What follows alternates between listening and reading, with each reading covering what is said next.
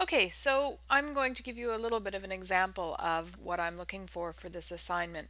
As I said in the first introduction to Trailfire, you might want to use Firefox, so I've switched over to Firefox just so you see how it looks here.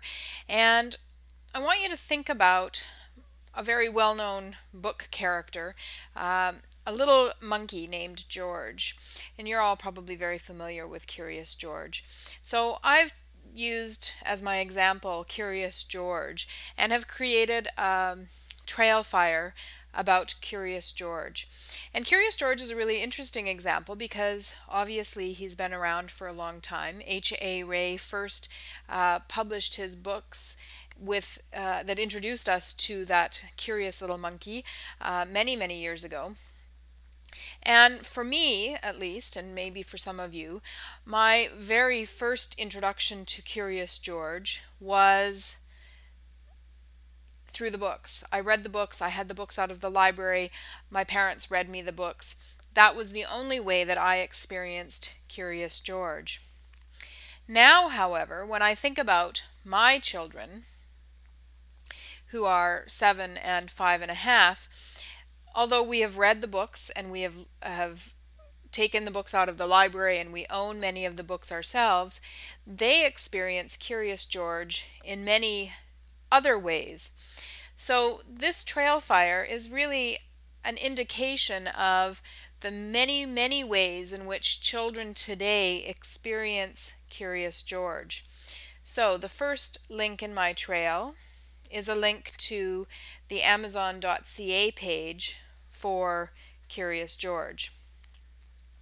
And you can see all of the many books and different versions of the books, and some are movies, some are movie tie-ins, some are the original stories, but there are 1,025 results for Curious George when I searched Amazon.ca. And in the Trailfire, what comes up is this little window here. It says that this is screen 1 of 14.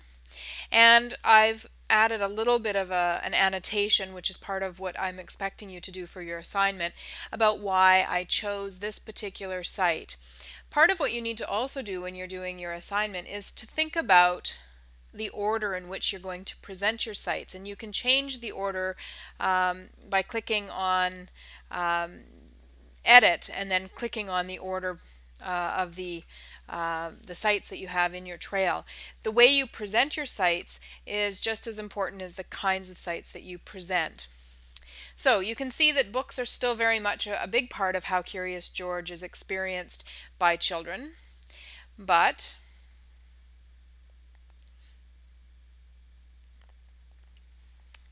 here's another further example. This is a collection of the original stories. But today, many children are first introduced to Curious George by PBS and by watching television, because there is a fairly recent, I think it's been around for about 2 or 3 years maybe, a fairly recent cartoon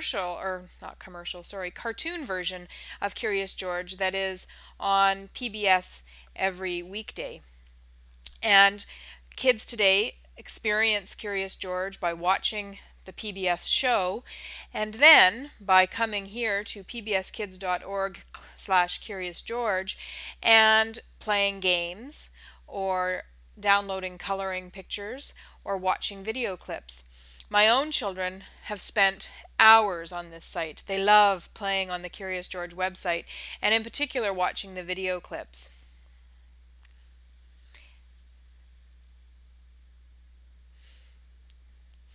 In addition to the kids website for Curious George on the PBS website, there's also a parent page that gives you further information about the TV program, gives you a TV schedule, and gives you some further activities that you can do with your own children or with students in your class. I'm going to show you the remainder of the sites in a third installment of this screencast. So click on the next video and you will see the rest.